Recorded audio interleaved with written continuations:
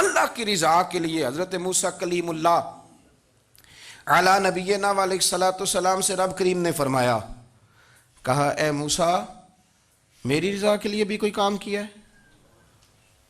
حضرت موسیٰ علیہ السلام نے عرض کی یا اللہ میں نے تبلیغ کی، تو فرمایا وہ تو آپ کی ذمہ داری تھی۔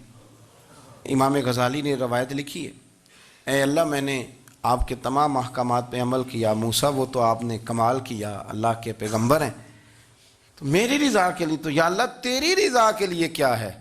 تو رب کریم نے فرمایا کسی بندے سے صرف اس لیے پیار کیا ہے کہ وہ اللہ کا بندہ ہے، فقط اس لیے پیار کیا ہو کہ وہ اللہ کا بندہ ہے، فقط اس لیے۔ میرے عزیز آپ بات کو سمجھیں، زندگی میں فروغ محبت پر کچھ کام کریں، کچھ تھوڑا سا کوشش کریں گرد جھاڑنے کی، کچھ گرد جھاڑنے کی کو ہم نے نا ایک سٹیٹس بنا لیا ہے۔ اب تو مسلمان پہلے فرقوں میں بٹے، قبیلوں میں بٹے، اب شہروں میں بٹ گئے۔ آپ کبھی گجرانوالہ کے لوگوں سے پوچھیں نا گجرات، تو کہنے ہو گجرات والے تو اللہ بچائے، کہتے ہیں کہ نہیں؟ گجرات کے لوگوں سے پوچھے گجرانوالہ تو کہتے ہوتے کھاندے ہی بڑا نے، کس کی بات کر رہے ہیں؟ تو گجرانوالہ والوں سے پوچھیں لاہور والے، کہتے توبہ لاہوریا جی۔ صحیح کون ہے؟ کوئی بھی نہیں۔ کیوں؟ اس لیے کہ ہم نے ہر شہر کے لیے کہاوت بنا لی ہے۔ میں صحیح کہہ رہا ہوں، ہر قبیلے کے لیے کوئی نہ کوئی، یہ ہم نے ظلم کیا اپنی جان، یہ ہم نے زیادتی کی، کہانیاں بن گئی، کہاوتیں بن گئی، شہروں کے لیے، علاقوں کے لیے، قبیلوں کے لیے۔ مقصود کیا تھا؟ کسی طریقے سے نفرت پروان چڑھے۔ کھانا ہے نا، کھانا تو آپ جو کھانا کھاتے ہیں وہ اپنے ذائقے کے مطابق کھاتے ہیں۔ سندھ کے لوگ جو کھانا کھاتے ہیں وہ اپنے، آپ کا کوئی حق نہیں آپ ان کے کھانے پر تنقید کریں، اس لیے کہ ان کا ذائقہ وہ ہے، اور ان کا بھی کوئی حق نہیں وہ آپ کے کھانے پر تنقید کریں، اس لیے کہ آپ کا ذائقہ۔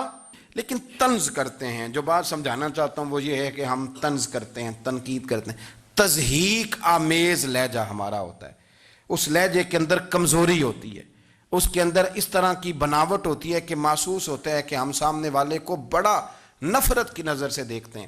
یہ رویہ کبھی اختیار نہ کریں، اپنی زندگی میں کوشش کریں خلوص کے ساتھ، للہیت کے ساتھ۔ میرے نبی پاک علیہ وسلم نے صحابہ سے پوچھا تھا بتاؤ دین کی مضبوط گرہ کون سی ہے، مضبوط گرہ دین کی؟ تو ایک صحابی نے کہا یا رسول اللہ نماز، پانچوں وقت مسلمان جمع ہوتے ہیں، ایک دوسرے کا حال احوال پوچھتے ہیں، تو اس گرہ میں مسلمان بندے رہتے ہیں۔ حضور نے فرمایا تم نے بات ٹھیک کی پر میری مراد کو نہیں پہنچے۔ ایک صحابی نے عرض کی یا رسول اللہ صلی اللہ علیہ وسلم زکوٰۃ، امیر غریب کو زکوٰۃ دیتا ہے تو دونوں کا رشتہ مضبوط ہو جاتا ہے، تو یہ بہت بڑی گرہ ہے۔ تو حضور نے فرمایا بات تمہاری ٹھیک ہے پر تم میری مراد کو نہیں پہنچے۔ تو تیسرے نے عرض کی حضور حج، مختلف رنگوں کے، قبیلوں کے، نسلوں کے، علاقوں کے لوگ آتے ہیں، ایک ہی لباس پہنتے ہیں، ایک ہی بولی بولتے ہیں، لبیک اللہم لبیک، تو یہ بہت بڑی مضبوط گرہ ہے۔ نبی پاک صلی اللہ علیہ وسلم نے فرمایا بات تمہاری ٹھیک ہے پر تم میری مراد کو نہیں پہنچے۔ تو صحابہ نے عرض کی حضور پھر آپ ہی بتا دیں کہ اسلام کی مضبوط گرہ کون سی ہے جس میں مسلمان جڑ جائیں گے؟ تو نبی پاک نے فرمایا مضبوط گرہ محبت ہے، اللہ کی رضا کے لیے پیار کرو، لوگوں سے پیار کرو۔ کوئی بندہ پھر تمہیں تلخ بھی ملے گا نا، تو تم چونکہ اس کے لیے نہیں کر رہے، اللہ کے لیے کر رہے ہو، تو پھر تمہارے لیے سہنا بھی آسان ہو جائے گا، دیکھنا اور پرکھنا بھی آسان ہو جائے گا۔ رضائے الہی کی خاطر لوگوں کا پیار، بخاری مسلم میں ہے، نبی پاک علیہ السلام نے فرمایا ایک شخص اپنی بستی سے چلا لمبے سفر پہ دوسری بستی جانے کے لیے، تو رستے میں فرشتہ ملا انسانی شکل میں۔ اس نے پوچھا کہاں جا رہے ہو؟ اس نے کہا اپنے بھائی سے ملنے جا رہا ہوں۔ فرشتہ پوچھنے لگا اس کا کوئی احسان ہے تمہارے اوپر، کوئی لین دین ہے؟ اس نے کہا نہیں۔ تو کہا پھر کیوں اتنا لمبا سفر کر رہے ہو؟ تو کہنے لگا یار میں اللہ کی رضا کے لیے اس سے پیار کرتا ہوں، اللہ کی رضا کے لیے، تو اس لیے جا رہا ہوں۔ تو سنیں یہ بخاری مسلم کے لفظ ہیں، حضور فرماتے ہیں وہ فرشتہ کہنے لگا سن پھر میں انسان نہیں، میں فرشتہ ہوں، اور مجھے رب کریم نے بھیجا ہے یہ کہنے کے لیے کہ اگر تم دونوں اللہ کی رضا کے لیے ایک دوسرے سے پیار کرتے ہو تو اللہ تم دونوں سے پیار فرماتا ہے۔ اب یہ محبت فروغ کیسے پائے گی؟ اس کے لیے ایک تو یہ کہ اپنے دل کو تھوڑا سا سمجھائیں۔ آپ ارادہ کر لیتے ہیں نا، جب ذہن بنا لیتے ہیں کہ میں نے کوئی خدمت کرنی ہے، ذہن بن گیا، تو پھر اس کے لیے 2-3 لاکھ روپے 4 لاکھ روپے لگانے کی ضرورت نہیں ہوتی۔ پھر بندہ سٹاپ پہ کھڑے ہوئے کسی بابا جی کو پوچھتا ہے کہاں جانا ہے،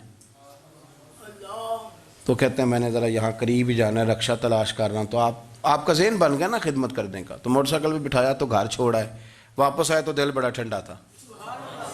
لیکن آپ یہ بھی کہہ سکتے تھے کہ بابا جی بچے کیا کرتے ہیں سعودی عرب میں، تو یہ 200 روپیہ رکشے کو دیں، گھر چھوڑ آتا ہے، بچے اتنا کماتے کس لیے؟ دونوں باتوں میں فرق ہے۔ میری بات کی سمجھ آ رہی؟ آپ اللہ کی رضا جب اپنا لیتے ہیں تو پھر کوئی کہانی جنم نہیں لیتی، لیکن جب یہ رنگ نہیں ہوتا پھر کہانیاں ہیں، پھر داستانیں ہیں، پھر بڑی بڑی باتیں، پھر بڑے بڑے لمبے لوگوں کے پاس پلاننگ ہے۔ اس طرح نہ کریں، پیار تقسیم۔ اور ایک تو یہ کہ خود اپنے دل میں اچھی سوچیں رکھیں، دوسرا یہ کہ لوگوں کو بھی کہیں۔ جب آپ کے سامنے لوگ بات کر رہے ہوتے ہیں نا، میرے سامنے ایک صاحب نے کہا کہ وہ ہمارے جو محلے کی مسجد ہے نا، اس کا خزانچی مولوی صاحب کے ساتھ مل کے 40 لاکھ روپیہ کھا گیا۔ میں نے اسے کہا یار بڑی پکی فگر یاد ہے تجھے، پورے 40 لاکھ ہی کھا گیا اور طے ہے۔ تو میں نے کہا کوئی اس کی دلیل؟ کہنے لگا جی وہ بڑے پیسے کھائے ہیں، سب کو پتہ ہے۔ میں نے کہا سب کو پتہ ہونا کام نہیں، اس پر باقاعدہ شرعی گواہ ہونے چاہیے، کہہ دیتے ہیں نا ہم۔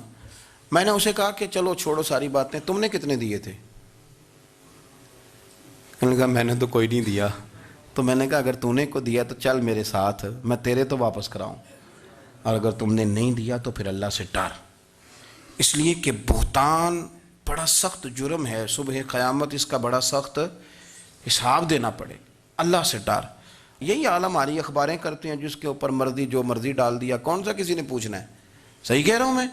جو مرضی۔ اور اب سوشل میڈیا جب سے آیا ہے پھر تو کسی خبر کی کسی تصدیق کی کوئی ضرورت، اور نہ پوچھنے والا پوچھتا ہے کہ یہ خبر کہاں سے آئی۔ بہت سارے لوگوں کے مرنے کی خبریں چھپ جاتی ہیں اور وہ وضاحت کر رہے ہوتے ہیں نہیں جی میں بالکل موجود ہوں، میں بالکل زندہ ہوں، کوئی ایسا مسئلہ نہیں ہے۔ تو اچھا اس طرح جب کوئی بندہ کر رہا ہو تو پھر آپ کیا کریں؟ پھر اس کو سمجھائیں۔ میں نے بھی اس دوست سے گزارش کی، میں نے کہا آپ غلط ٹریک پہ چڑھے ہوئے ہیں، یہ طریقہ درست نہیں ہے۔ اگر آپ کے پاس پروف ثبوت ہے تو پھر بھی مجھے بتانے کی ضرورت نہیں تھی۔ آپ وہ پروف ثبوت لے جاتے اور خزانچی اور امام صاحب سے ملتے، کہتے یہ 40 لاکھ روپیہ کدھر ہے؟ آپ کے پاس پیسے تھے، وہ مسجد کے ہیں، اس کو آپ لائیں، فلاں جگہ استعمال کیے ہیں کہ نہیں؟ ان کے پاس جاتے، دائیں بائیں کہانیاں چھیڑنا تو آپ اپنے لیے گناہ اکٹھا کر رہے ہیں۔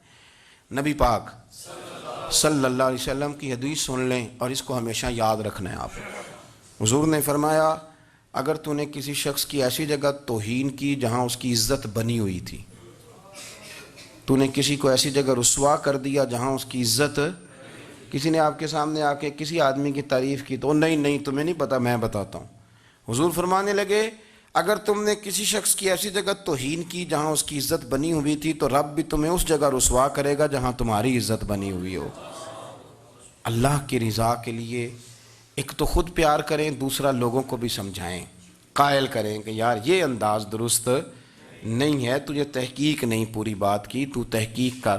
دعا کرتا ہوں اللہ میرے ملک کو، میرے وطن کو، امت مسلمہ کو محبت، پیار اور خلوص کی توفیق عطا فرما دے۔ آخر دعوانا الحمد۔